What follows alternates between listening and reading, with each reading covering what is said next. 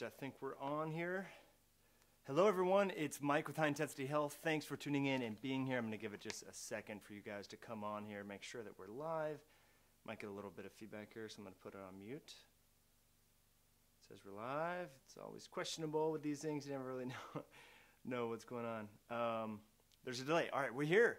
Good afternoon. Thanks for tuning in. Today we're going to talk about brown fat. We're going to talk about, I would love to talk a little bit about lectins a little bit later if we can get into it.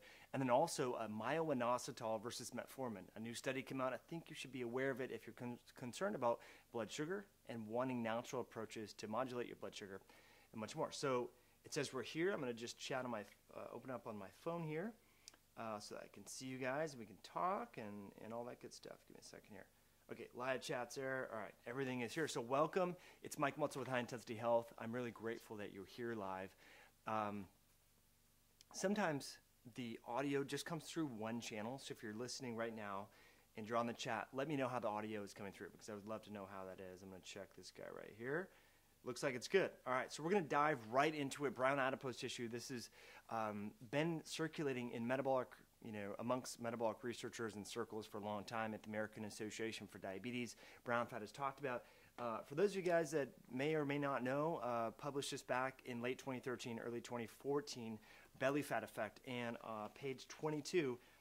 So just so you know that I've been studying this brown fat topic for a long time. So I've been following this story very, very closely, and that's why it was so exciting to catch up recently with Dr. Ben Bickman and talk a little bit more about the connection between insulin, brown adipose tissue, and ketones. So if you're new to the channel, if you're just coming on, that is an excellent, excellent primer, excellent interview that I would highly suggest you check out. Because he's been studying both ketones and implementing a ketogenic diet in his lifestyle.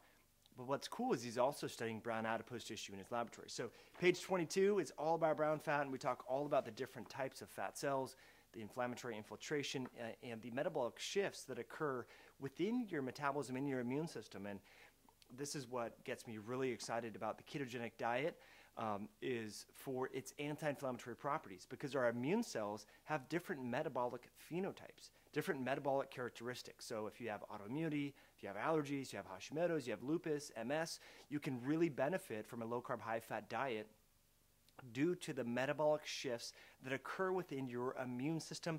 It's all covered here in the book, Belly Fat Effect. This is available worldwide on Amazon, Barnes & Noble, etc. So I just wanted you guys to know that there's additional resources in here, over 1,800 references in this book, working on version 2, because this book does not talk about keto at all.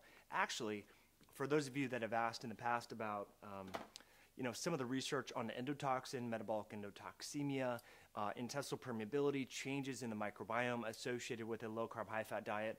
I was just like knee-deep in that research, talking with researchers for a very long time about that. So I wasn't necessarily a total fan of a die-hard ketogenic diet back then. Now, I'm obviously more fall into the lines of a seasonally available low-carb diet, but eat seasonally available fruits, vegetables, nuts, and seeds when appropriate, based upon your activity level and your insulin sensitivity. So just going to check the comments here. Looks like we got a few people coming in from Australia. Thanks for being here. Increase the mic volume, please. Thanks for letting me know. Okay, testing, 1, 2, 3, testing. All right, it should be a little bit better now. How is that? Octavo, let me know how that goes.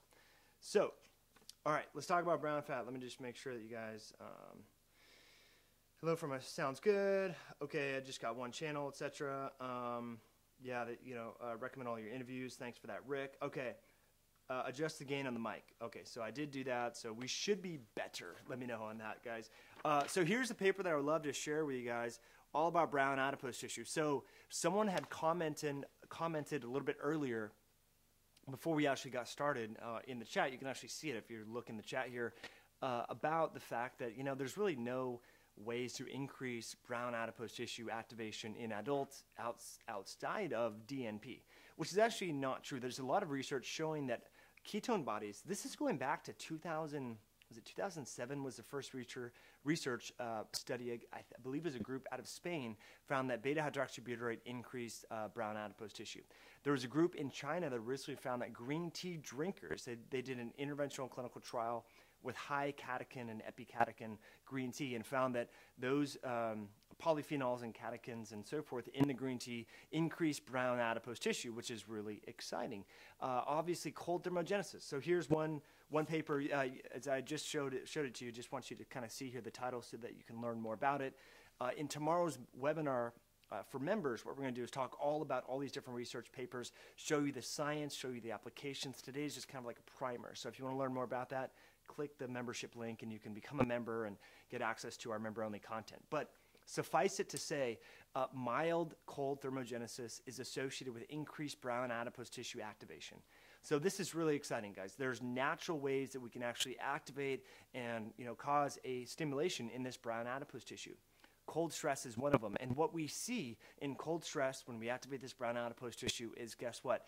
Our muscle, our liver, the brown adipose tissue is more able to actually break down glucose and to break down fatty acids. So we get a reduction in post-meal triglycerides, a better whole body utilization of triglycerides. So there's a few papers. I'm just going to kind of show that this is, when I do these YouTube lives, I'm not just standing here flexing. I'm actually like beforehand prepare, read a bunch of stuff, and I want you guys to be educated on what's going on in the scientific community. So this was one of the papers that I was reading earlier this morning, and what they were showing is that I want to read to you the vernacular that they use. I think it's actually important to talk about.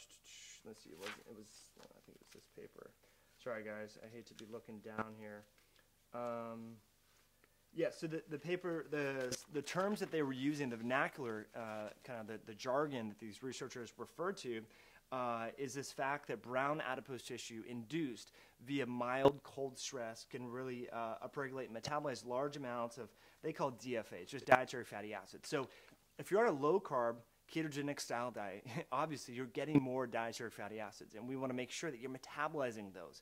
Because obviously, too much oxygen, too much water, we talked about before, too much sex, too much of anything can be too much of a good thing, including fat, right? So these researchers are showing that one way that you can increase your whole body fatty acid metabolism is by upregulating brown adipose tissue.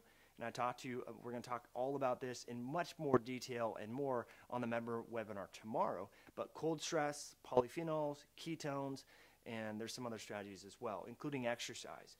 But let me check in here on the feed, see if you guys have any questions. I think this is super, super fascinating. Got a lot of questions coming in here. Most importantly, I think kind of the big take-home from Dr. Bickman's talk and what some of the new research is showing is this inverse correlation between high insulin and then suppression of either the beiging of the white adipose tissue or the activation of the brown adipose tissue that we have existing. So if you're having spikes in insulin, you're eating outside of that time restricted feeding window, you're opening up the meal window, having a lot of snacks, having a lot of carbs, and being inactive, well, that's going to raise insulin, and that's going to suppress or prevent either the beiging, the kind of converting or causing your white adipose tissue to act like brown fat, or and also suppressing the activity of the brown adipose tissue. So that's the key thing here. Obviously, insulin does a few good things in the body. Dr. Tommy Wood talks about that. Without insulin, we would die. However, we don't want to have constant and chronic and insidious insulin spikes. So because it does a lot of different things, it slows down the hepatic formation or the liver's formation of ketones. It affects brown fat, as we're talking about today. So really, really interesting stuff, guys. Let me get to some of your questions. I think Deanna's coming in the door here, so you might see her here. So Amira says, using metformin on keto so it can make a faster adaptation. Yeah, so interesting about metformin. Metformin, there's a lot of good research on metformin. I mean, we're not knocking metformin at all. Now, I'm not one of these people that's anti-drug. I think there's a lot of drugs that have wicked side effects and not a lot of effectiveness. But metformin is very poorly absorbed.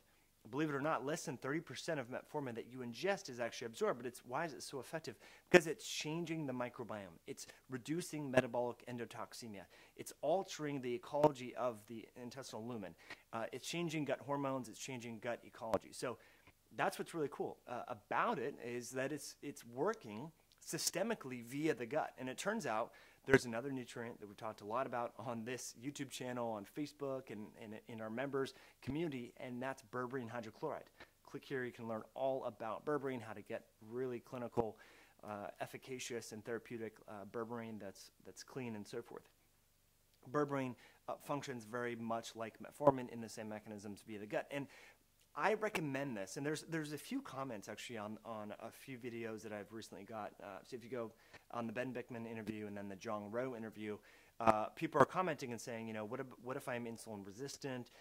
Every time, I go off keto just for a little bit, I gain a lot of weight and so forth. And that's why I do recommend some of these quote-unquote natural insulin sensitizers like berberine, like Myo-Inositol, which is what we're going to talk about now, which is a very, very fascinating paper. This came out, when was this paper? It was sometime in August, I believe. So the title of the paper I'm going to show it to you in a minute, a comparison study between Myo-Inositol and metformin in the treatment of insulin-resistant women. So check it out here. Hopefully you can see that. And I've been following this research, like I mentioned, for quite a while. I think berberine and metformin, and we're getting some cool studies coming in here. Rodent studies on pterostilbene suggest it regulates insulin sensitivity more effectively than metformin can. You talk a little bit about your knowledge with pterostilbene. Yeah, so pterostilbene is it's a stilbene-like compound. It's very similar to resveratrol, derived from blueberries. TerraPure from Chromadex in Southern California is the ingredient. I do recommend pterostilbene. There's some good research on it. For example, let me just pause the metformin talk and then do a little sidestep because it has to do with the metformin talk and the Myo-Inositol talk here.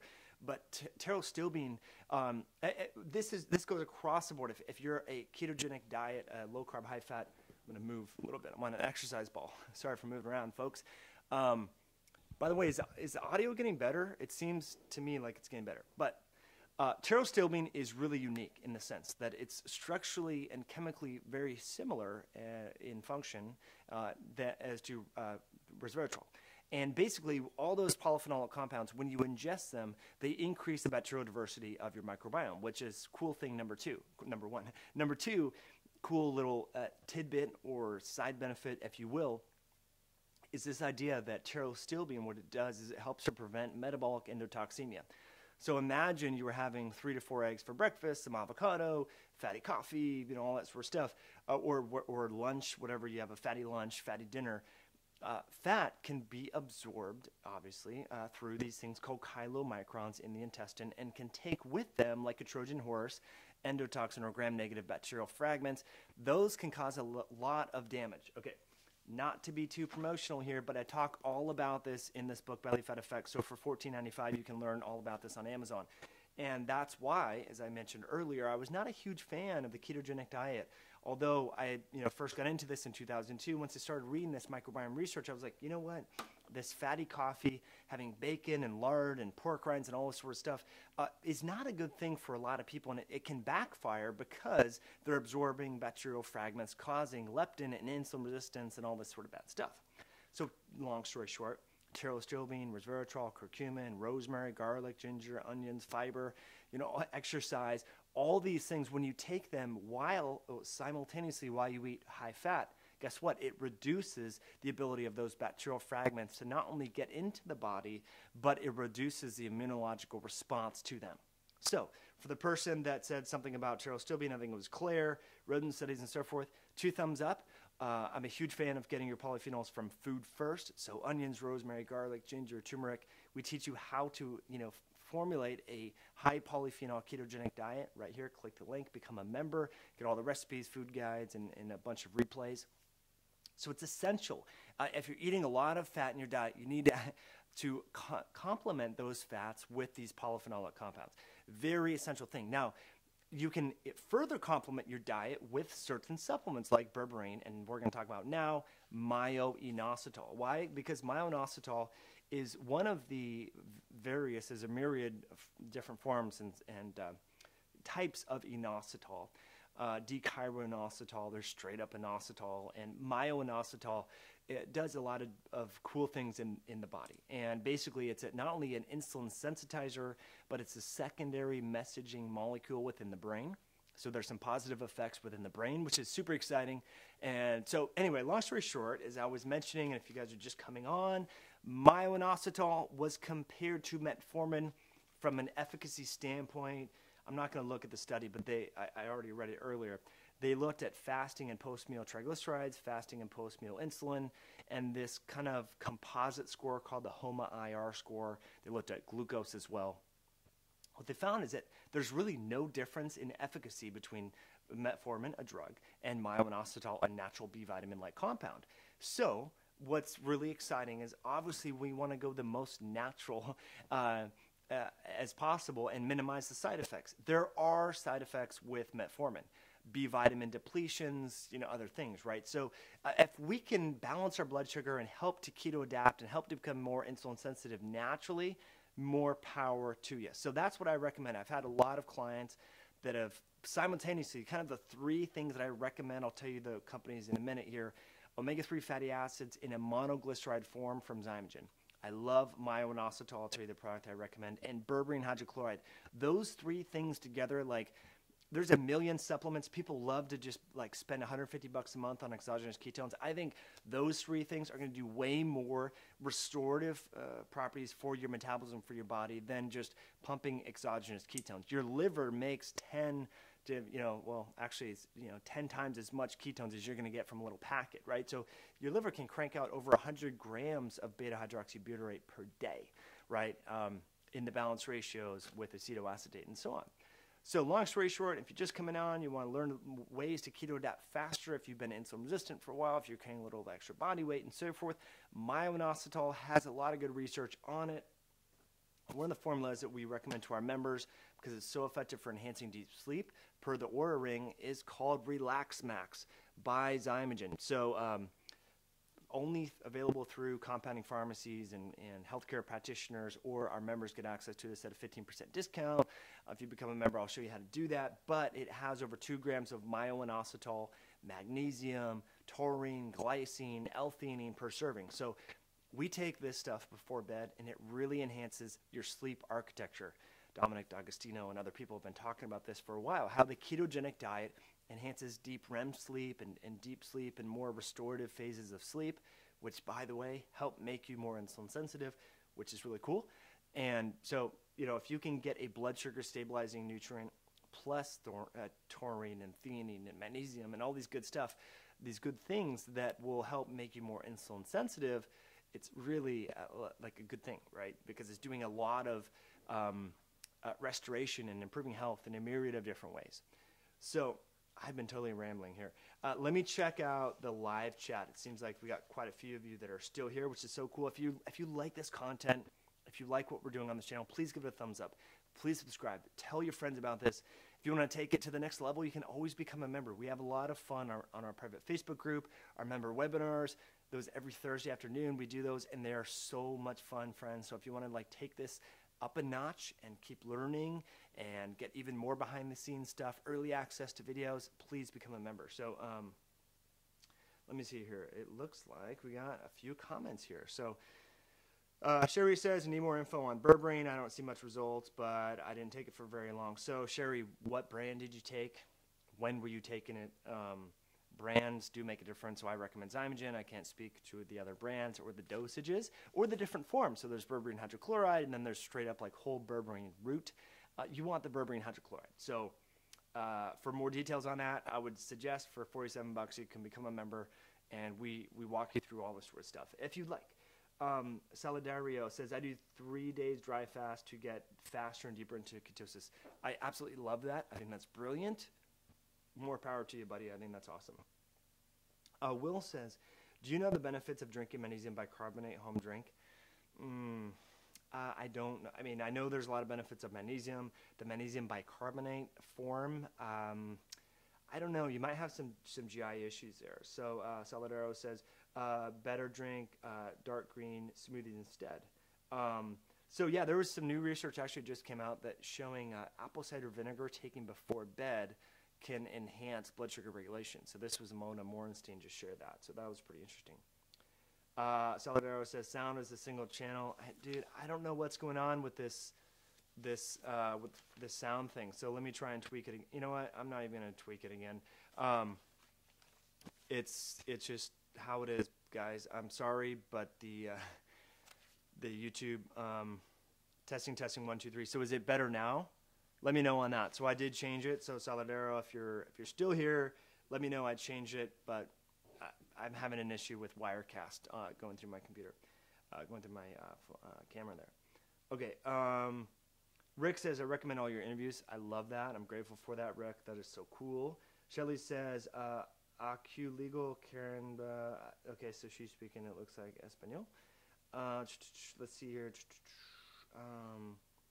Sadly, compound. Okay, so it looks like that's all the comments here. You take your dates. You take on dates.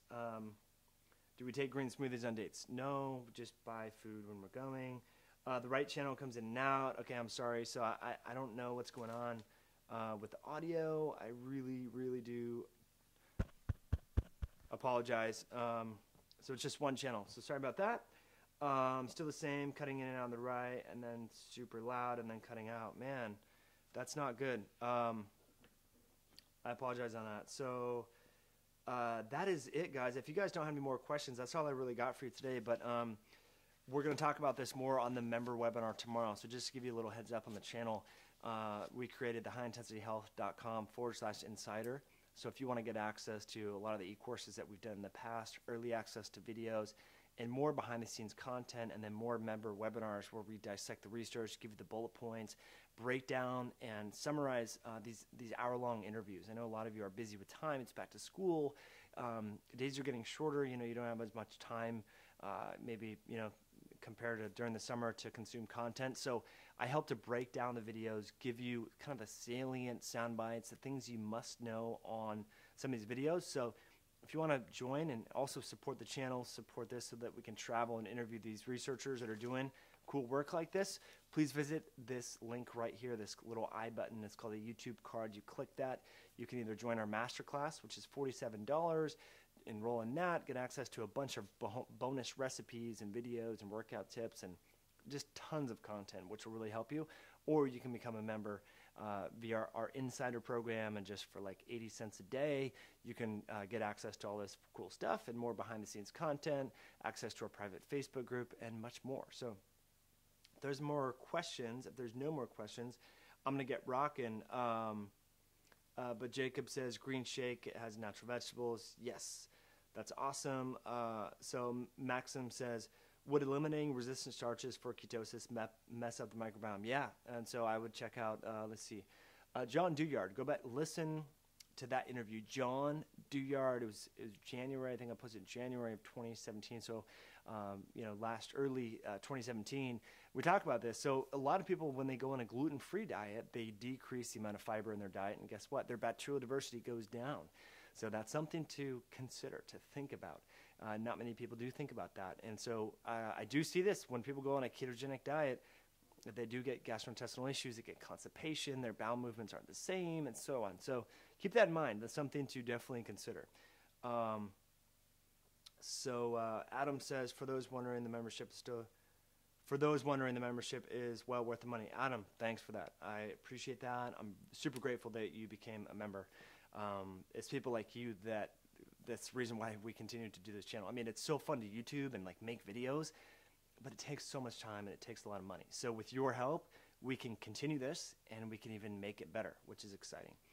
So, so Will says, I'm considering it. Awesome. I would be grateful for that. So guys, I'm going to part ways with you. We have a new video coming out. It's already in the members area with Gabrielle Lyon, all about protein and how the ketogenic diet, some of the benefits may be via methionine restriction, which is kind of interesting. So she talks all about muscle protein synthesis and protein and mTOR and all this good stuff. So it's already in the members area. You can check it out by going to highintensityhealth.com/member or /insider, or just click this link here. And I think we are, that's going to be it. So I appreciate you coming on this kind of spontaneous YouTube live.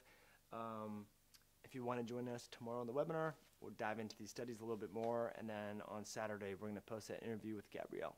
So I appreciate you tuning in, guys. Hope you have an awesome day and a good rest of your week.